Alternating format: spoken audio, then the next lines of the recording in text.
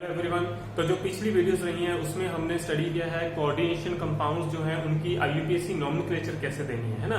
तो next topic पे अब हम मूव करते हैं, that is the isomerism in the coordination compounds. So before starting this topic we need to know about the isomers. Firstly what are isomers, right? तो what are isomers?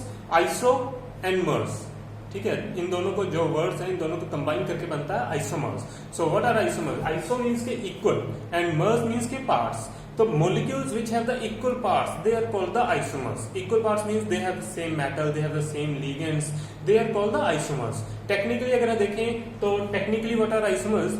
The two or more compounds which have same molecular formula but different structural arrangement of the atoms are called isomers. तो जो molecules हैं जिनका molecular formula same है but जो atoms की जगह लो के जो molecules उसमें present है उनकी जो arrangement है वो different है, they are called the isomers, ठीक है।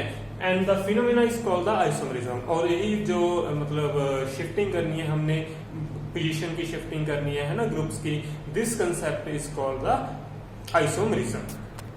So next is the types of isomerism. Basically जो आइसोमरिज्म है उसको दो टाइप्स में कैटेगराइज किया गया है, that is structural and stereo isomerism, right? First is structural isomerism, second is the stereo isomerism. What is the structural isomerism? The compounds which have the same molecular formula but different structural arrangement of the atoms or the group of atoms. So जो word है that is the structural arrangement of atoms, ठीक है।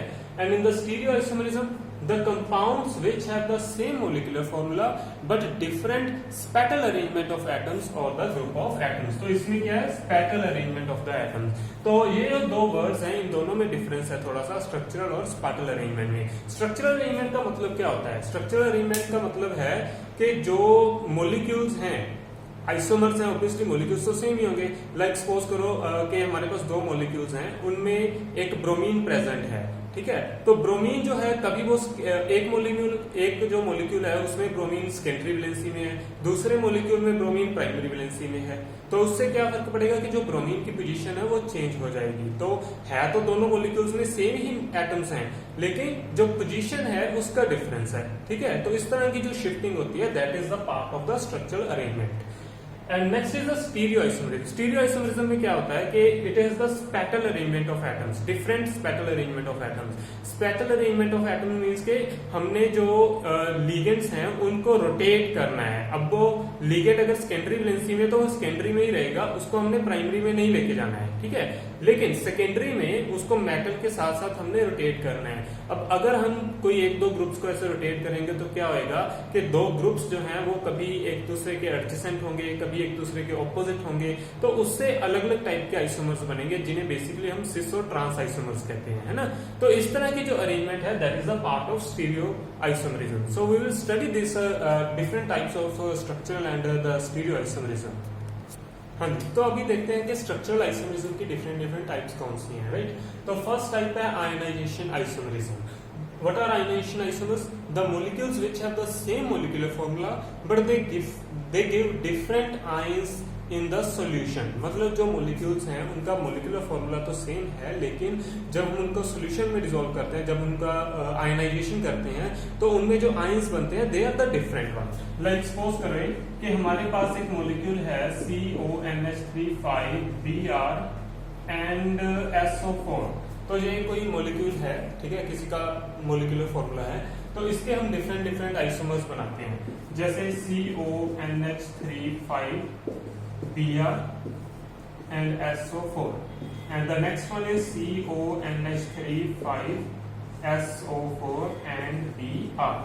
So difference क्या है? What is the difference? जो first molecule है उसमें sulphate जो है वो प्राइमरी वैलेंसी में है, और जो सेकंड मोलिक्यूल है उसमें ब्रोमीन जो है that is in the primary valency, right? Both the molecules have the same molecular formula, they have 1 cobalt, both have 5 ammonia, both have 1 bromine, both have 1 sulphate. But what is the difference? Difference is the position of the groups. Difference is the position of the bromine and the sulphate, ठीक है। एक में bromine जो है वो secondary valency में है और दूसरे में ब्रोमीन प्राइमरी वैलेंसी में है, ठीक है। तो इस तरह के जो मॉलिक्यूल्स है जब हम उनको आयनाइज करते हैं तो क्या होता है? जे जो है हमने पहले स्टडी कर लिया कि जो प्राइमरी वैलेंसी है that is ionisable, secondary valency is not ionisable, है ना। तो हम प्राइमरी वैलेंसी जो है उसको आयनाइज कर सकते हैं इन सॉल्यूशन। जब इसकी आयनाइजेशन होगी क्या होगा? कि CONH3 5Br, सेकेंडरी वैलेंसी तो एज इट इज है, ठीक है। सल्फेट जो है वो रिमूव हो जाएगा, ठीक है। सल्फेट इसके ऊपर -2 चार्ज है तो इसके ऊपर +2 चार्ज आ जाएगा। So what next in this CONH3 5SO4, ठीक है। तो इसमें क्या होगा कि ब्रोमीन जो है वो आयनाइज हो गया -1 और इस जो कोऑर्डिनेशन स्फीयर बचा है इसके ऊपर चार्ज आ जाएगा +1, ठीक है। तो दोनों ही मॉलिक्यूल्स को अगर हम देखें, इन दोनों का मॉलिक्यूलर फॉर्मूला जो है वो सेम है, बट जो आयंस बन रहे हैं दे आर द डिफरेंट। इसमें सल्फेट आयंस रिलीज हो रहे हैं, इसमें ब्रोमाइड आयंस रिलीज हो रहे हैं, ठीक है। तो जो आयंस डिफरेंट आयंस अगर हमें मिल रहे हैं, डिफरेंट जो भी दो मॉलिक्यूल्स हैं जिनमें से हमें डिफरेंट आयंस मिलते हैं, they are called the ionisation isomers, ठीक है। हाँ जी, नेक्स्ट टाइप है सॉल्वेट आइसोमरिज्म। तो सॉल्वेट आइसोमर्स क्या होते हैं? The compounds which have the same molecular formula but they differ in the number of the solvent molecules inside and outside the coordination sphere. तो इनमें क्या होता है कि कोई भी दो ऐसे मॉलिक्यूल्स जिनमें जो नंबर ऑफ सॉल्वेंट मॉलिक्यूल्स हैं वो कोऑर्डिनेशन स्फीयर के अंदर और बाहर, इसमें डिफरेंस होता है। लाइक किसी में जो सॉल्वेंट मॉलिक्यूल्स हैं वो कोऑर्डिनेशन स्फीयर के अंदर हैं और दूसरे मॉलिक्यूल में वही सॉल्वेंट मॉलिक्यूल्स कोऑर्डिनेशन स्फीयर के बाहर हैं। तो ऐसे जो मॉलिक्यूल्स होते हैं उनको हम कहते हैं सॉल्वेट आइसोमर्स, ठीक है। और कई बार क्या होता है कि सॉल्वेंट जो है नॉर्मली हमारा वाटर होता है, तो इसको हम हाइड्रेट आइसोमर्स भी कह सकते हैं, ठीक है, in case the solvent is water.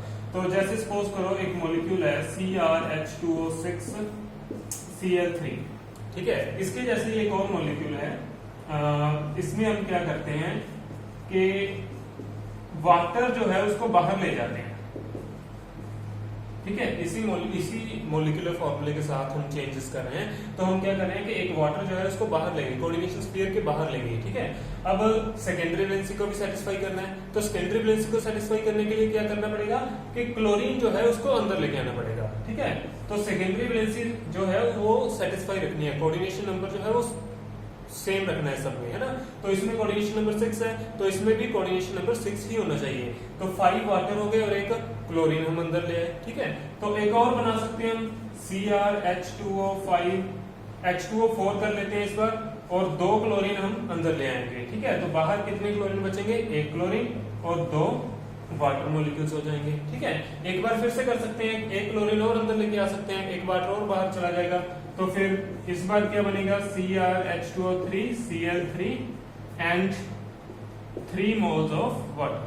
तो इसमें क्या हो गया कि जो वाटर मॉलिक्यूल्स हैं उसको हम बाहर लेके जा रहे हैं कोऑर्डिनेशन स्फीयर के, और जो बाहर वाला लिगेंड था उसको हम अंदर लेके आ रहे हैं, ठीक है। इससे ज्यादा नहीं बन सकेंगे क्योंकि और क्लोरीन नहीं है अंदर लेके आने के लिए। तो ये जो सारे मॉलिक्यूल्स हैं, these 4 molecules are isomers of one another. तो एक दूसरे के आइसोमर्स क्यों है? कौन से आइसोमर है ये जो है ये सॉल्वेट आइसोमर्स हैं। क्यों? क्योंकि इनमें जो नंबर ऑफ सॉल्वेंट मॉलिक्यूल्स है inside and outside the coordination sphere वो डिफरेंट है। जैसे इसमें देखिए 6 मॉलिक्यूल्स हैं वाटर के, ठीक है। इसमें देखें तो 5 मॉलिक्यूल्स अंदर है और एक बाहर है। इसमें 6 और 0 है, इसमें 5 1 हो गया, इसमें 4 2 हो गया, इसमें 3 3 हो गया। तो सारे जो मॉलिक्यूल्स हैं उनमें इस कोऑर्डिनेशन स्फीयर के अंदर और बाहर जो सॉल्वेंट मॉलिक्यूल्स की काउंटिंग है that is different. So such compounds are called the solvate isomers, ठीक है। हाँ जी, नेक्स्ट जो टाइप है स्ट्रक्चरल आइसोमर्स की that is the coordination isomerism. तो कोऑर्डिनेशन आइसोमरिज्म क्या होती है? इसमें जो डिफरेंस है वो क्या होता है? दे differ in the distribution of the ligands in the coordination entity of the cationic and anionic complexes। तो इसका मतलब क्या है कि जो जे आइसोमरिज्म है जो सिर्फ उन मॉलिक्यूल्स में हो सकती है जिन मॉलिक्यूल्स में 2 अलग अलग कोऑर्डिनेशन स्फीयर्स हैं। जैसे कि ये मॉलिक्यूल है और जे मॉलिक्यूल है, इसमें 2 स्फीयर्स हैं, कोऑर्डिनेशन स्फीयर्स हैं, है ना। इसमें भी 2 स्फीयर्स हैं, इसमें भी 2 स्फीयर्स हैं। तो एक जो स्फीयर होता है वो कैटायनिक होता है, दूसरा एनायनिक होता है। जैसे ये कैटायनिक है, ये एनायनिक है, ये कैटायनिक है और ये एनायनिक है, ठीक है। जिसके ऊपर पॉजिटिव चार्ज हो वो कैटायनिक होता है, जिसके ऊपर नेगेटिव चार्ज हो वो एनायनिक होता है, ठीक है। वो फाइंड करना हम बाद में देखेंगे। तो ऐसे में क्या होता है, इन लिगेंड्स में जो डिस्ट्रीब्यूशन ऑफ लिगेंड्स है वो डिफरेंट होती है। जैसे इसमें क्या है, कोबाल्ट के साथ अमोनिया है, इसमें क्रोमियम के साथ साइनाइड है, और इसमें क्या हो गया, क्रोमियम के साथ अमोनिया हो गया और कोबाल्ट के साथ साइनाइड हो गया। तो ऐसे जो लिगेंड्स होते हैं जिसमें मेटल के साथ जो कोऑर्डिनेशन ऑफ द लिगेंड्स है वो डिफरेंट होती है। वो एक तरह से कह लो कि लिगेंड्स जो है एक्सचेंज हो गए दोनों स्फीयर्स में, है ना। तो इस तरह के जो कंपाउंड्स हैं इस तरह के जो आइसोमर्स हैं उनको हम कहते हैं कोऑर्डिनेशन आइसोमर्स। ठीक है, तो बेसिकली कोऑर्डिनेशन आइसोमरिज्म जो है वो उन्हीं मॉलिक्यूल्स में हो सकती है, सिर्फ उन मॉलिक्यूल्स में हो सकती है जिनके पास दो कोऑर्डिनेशन स्फीयर्स हैं। अगर एक कोऑर्डिनेशन स्फीयर है तो उसमें ये कोऑर्डिनेशन आइसोमरिज्म नहीं हो सकती। ठीक है, हाँ जी। नेक्स्ट टाइप है स्ट्रक्चरल आइसोमर्स की, लास्ट टाइप है, that is the linkage isomers. ठीक है, तो लिंकेज आइसोमर्स का मतलब क्या है? These are the compounds which have the same molecular formula but they differ in the mode of attachment of the ligand. Differ in the mode of attachment of ligand. इसका मतलब क्या है कि जो लिगेंड है वो तो सेम है, लिगेंड सेम है, लेकिन उसका जो डोनर एटम है जिसका मेटल के साथ बॉन्ड बना हुआ है वो डिफरेंट है। ठीक है, तो ऐसे कुछ लिगेंड्स हमने किए हुए हैं जिनको नाम दिया था एम्बीडेंटेट लिगेंड, है ना। तो एम्बीडेंटेट लिगेंड कौन से थे? एम्बीडेंटेट लिगेंड्स कौन से होते हैं? जैसे साइनाइड NC हो गया, ठीक है, जैसे NO2 और ONO हो गया।